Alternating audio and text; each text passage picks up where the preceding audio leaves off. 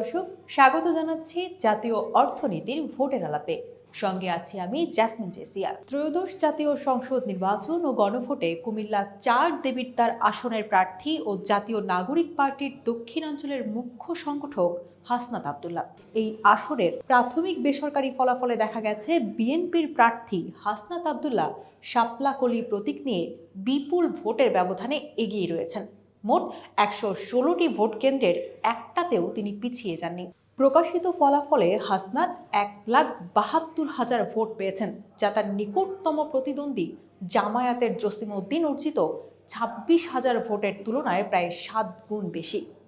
আর সর্বশেষ তথ্যে জানা গেছে নিজ কেন্দ্র গোপালনগরে হাসনাত পেয়েছেন ৩,০৮৪ ভোট। এই কেন্দ্রে তার প্রতিদ্বন্দ্বী গণ অধিকার পরিষদের প্রার্থী মোহাম্মদ আব্দুল জসিমউদ্দিন ১ ভোটও পাননি। নির্বাচন বিশ্লেষকদের মতে এত বিশাল ব্যবধান এবং কেন্দ্র ভিত্তিক সব কন্ট্রোলিং ভেতর থেকে বিজয় নিশ্চিত হওয়ার ফলে হাসনাতের বিজয় প্রায় নিশ্চিত।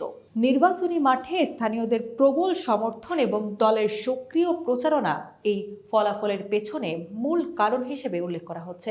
নির্বাচন সংশ্লিষ্ট সূত্র জানাচ্ছেন, বাকি কেন্দ্রগুলোর চূড়ান্ত ভোট গণনার সঙ্গে সঙ্গে পুরো আসনের চূড়ান্ত ফলাফল আরও নিশ্চিত হবে। তবে প্রাথমিক এই বেসরকারি ফলাফল ইতোমধ্যেই একটি প্রভাবশালী প্রার্থীর দৃঢ় অবস্থান স্পষ্টভাবে ফুটিয়ে তুলছে। এরই মধ্যে কুমিল্লা ৪ আসনে নানা অনিয়ম ও কারচুপির অভিযোগ এনে ভোট বর্জনের ঘোষণা দিয়েছেন গণ অধিকার পরিষদের প্রার্থী মোহাম্মদ আব্দুল জসিমউদ্দিন। বৃহস্পতিবার ভোট গ্রহণ শেষ হওয়ার পর বিকেল ৫টার দিকে ফেসবুক লাইভে এ ঘোষণা দেন তিনি। ফেসবুক লাইভে জসিমউদ্দিন অভিযোগ করেন, বিভিন্ন কেন্দ্রে তার এজেন্টদের প্রবেশ করতে বাধা দেওয়া হয়েছে এবং অনেক কেন্দ্র থেকে তাদের বের করে দেওয়া হয়েছে।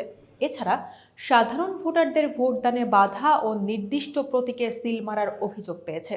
এটি প্রহসনের নির্বাচন, এজন্য বর্জন করলাম। আসনটিতে ১১ দলীয় জোটের প্রার্থী জাতীয় নাগরিক পার্টির দক্ষিণাঞ্চলের মুখ্য সংগঠক হাসনাত আব্দুল্লাহ। ঋণ খেলাপির অভিযোগে প্রার্থিতা হারান বিএনপির নেতা মঞ্জুরুল আহসান মুন্সী।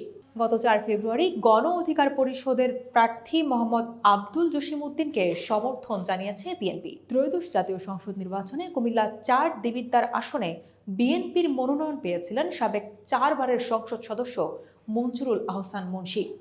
রিটার্নিং কর্মকর্তার দফতরে যাচাই বাছাইয়ে মনোনয়ন বৈধ হয়, কিন্তু পরবর্তী সময়ে বিএনপির প্রার্থী ঋণ খেলাপি হওয়ার তথ্য গোপন করে মনোনয়নপত্র দাখিল করেছেন। নির্বাচন কমিশনে এমন অভিযোগে আপিল করেন হাসনাত আব্দুল্লাহ।